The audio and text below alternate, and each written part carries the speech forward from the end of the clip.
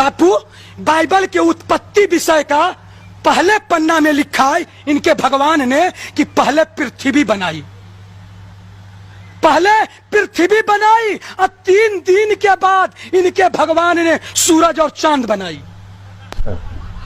पहले पृथ्वी बनाई, 3 दिन के बाद उनके भगवान ने सूरज और चांद बनाई। बापू, पृथ्वी आज बन गई, 3 दिन के बाद सूरज और चांद बनी, तो सूरज और चांद जब नहीं थे तो दिन और रात कैसे हुआ?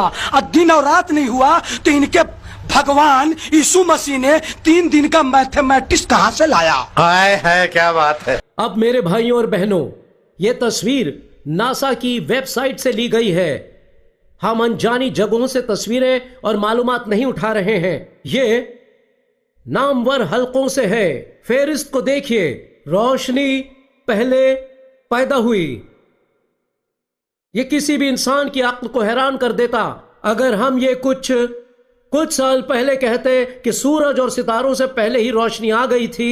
मगर जब किताब मुकद्दस फरमाए कि रोशनी हो जा, तब पहले दिन ही रोशनी के अलावा कुछ भी नहीं था। किताब मुकद्दस कभी भी गलत नहीं हो सकती। मुझे नहीं पता कौन सी साइंस की किताब पढ़ रहे हैं। अगर उन्होंने सही किताब पढ़ी होती तो वो पहले से ही ऐसा सवाल नहीं उठाते। तीसरा सवाल, पैदाइश 1:9 से 13 में सैयारे जमीन तीसरे दिन पैदा हुआ। सैयारे जमीन के बगैर रात और दिन कैसे मुमकिन है? इसका मतलब खुद बाइबल को समझाने दीजिए।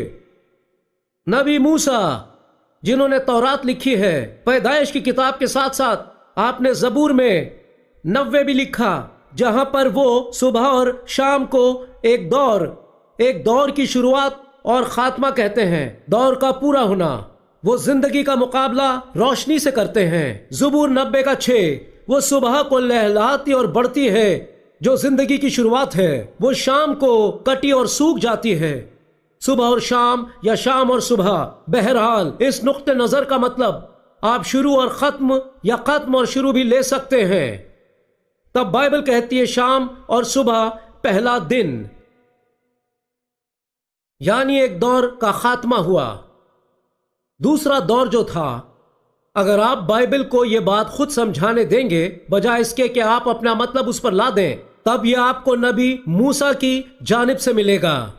बापू, दयानंद सरस्वती जी उनके किताब सत्यार्थ प्रकाश में वो कहते हैं कि चांद में, सूरज में, तारों में लोग रहते हैं, इंसान रहते हैं। आदरणीय दयानंद सरस्वती से ज्यादा जानता है, तो क्या ये साइंस है? सूरज पर, चांद पर, तारों पर इंसानों की होती है। सत्यार्थ प्रकाश किताब है, वो पढ़ सकते हैं आप। 8वां अध्याय में ये बात लिखी है। जरा हमको जवाब दीजिए।